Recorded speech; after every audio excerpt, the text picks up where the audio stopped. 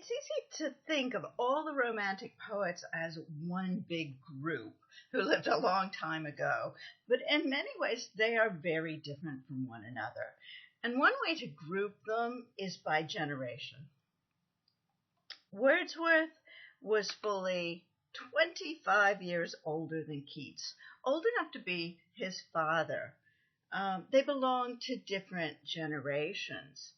Wordsworth was 19 when the French Revolution began.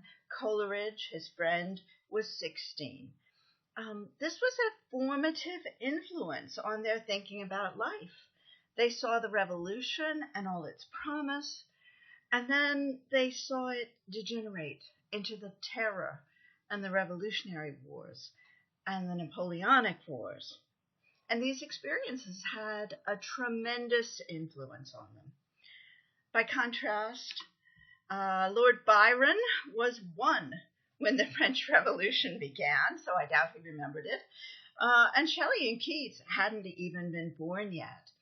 By the time they were in their late teens, the excitement and the promise of the revolution were over. The wars had begun, and the conservative reaction in Britain was already being felt. As they got older, Wordsworth and Coleridge began to have profound misgivings about the bloodiness of revolution. They still wanted to see change, but for them, gradual change was better than the kind of bloodshed and international strife they had witnessed after the revolution. The younger generation was different. They hadn't seen the bloodiness of the revolution, only the repression of conservative reaction of a government at war. They could still regard revolution as a good response to the tyranny of the kind they saw in England. One way of gauging this change of revolution is through reading Shelley's sonnet to Wordsworth. But before we do that, I want to say a few things about the sonnet itself and its form, which can help us to see what Shelley is doing in his poem. So the sonnet, you may have studied sonnets before, so some of this may be review. It's a lyric poem with 14 lines of rhymed iambic pentameter. The rhyme schemes can vary, but there are two dominant rhyme schemes, the Italian or Petrarchan sonnet and the English or Shakespearean sonnet. So the Italian sonnet, which you have there on the left, has this rhyme scheme, A, B, B, A, B, B, A, and that's the first 8 lines. That's called the octave, right? Oct and 8. And notice there's just two rhymes for the whole octave. Then there's a turn, or an Italiana volta. The meaning changes. There's a shift in meaning, and the rhyme changes at the same time. C, D, C, D, C, D, or maybe C, D, E, C, D, E, or C, D, D, C, D, D, or right, some other combination of 2 or 3 rhymes. So this is the last 6 lines, the sestet. That's the formal description of the Italian sonnet. The English sonnet is a little different, partly because it's much harder to rhyme in English than it is in Italian. It's less demanding in its rhymes. So the first eight lines, A, B, and then C, D, C, D, and then E, F, E, F. So 4 quatrains that rhyme A, B, C, D, C, D, E, F, E, F, and then you get the turn right before the final 2 lines, and then a couplet, G, G. Right? That's the quick and dirty way of telling that you have an English sonnet. You drop to the bottom, you look, and you've got a rhyme. Right? The last 2 lines rhyme. Okay, so those are the basic patterns for sonnets. Not all sonnets adhere to one of these patterns, but they're important. One thing I want you to notice is the 2 different places you can have a turn. One is between the octave and the sestet after the first 8 lines, and the other is right before the final 2 lines. Okay, now the poem. Poet of nature, thou hast wept to know that things depart which never may return, childhood and youth, Friendship and love's first glow have fled like sweet dreams, leaving thee to mourn. These common woes I feel. One loss is mine which thou too feelest, yet I alone deplore.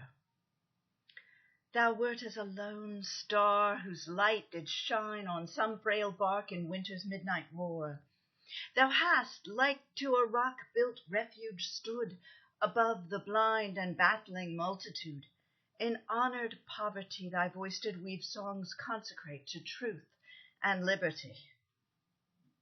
Deserting these, thou leavest me to grieve, thus having been, that thou shouldst cease to be. Okay, it starts out like an English sonnet, A, B, A, B, C, D, C, D, okay, but then it chooses to vary the rhyme scheme. So we can't really call it an English sonnet or an Italian sonnet exactly.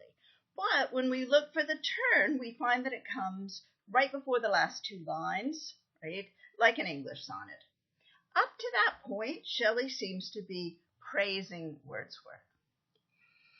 First four lines, he's talking about mutability and about some of the themes we saw in Tintern Abbey, right? Things depart which never may return, childhood and youth, friendship and love's first glow have fled like sweet dreams. That's mutability.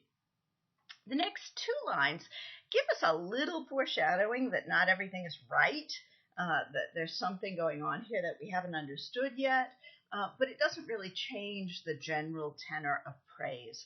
One loss is mine which thou feelest, yet I alone deplore. Then he gives us two images to describe what Wordsworth meant to the poets of his generation. He's a star shining over a boat in a storm. Thou wert as a lone star whose light did shine on some frail bark in winter's midnight roar. So mariners look to the stars for guidance. He's a guide. He's a symbol of hope. He's a symbol of greatness. Okay? He's also a rock-built refuge, right? Strong and steady and reliable, a place of safety. Shelley honors him for his dedication to those romantic values of truth and liberty. And then comes the turn. Deserting these, thou leavest me to grieve, thus having been that thou shouldst cease to be. Right? As far as Shelley is concerned, Wordsworth has betrayed the values of the Revolution. He's accepted a government pension, and he's become much more conservative in his views. So now it's Shelley and his generation that has to stand up for the romantic values of liberty and call for revolution. And Shelley does just that in his poetry, as you will see.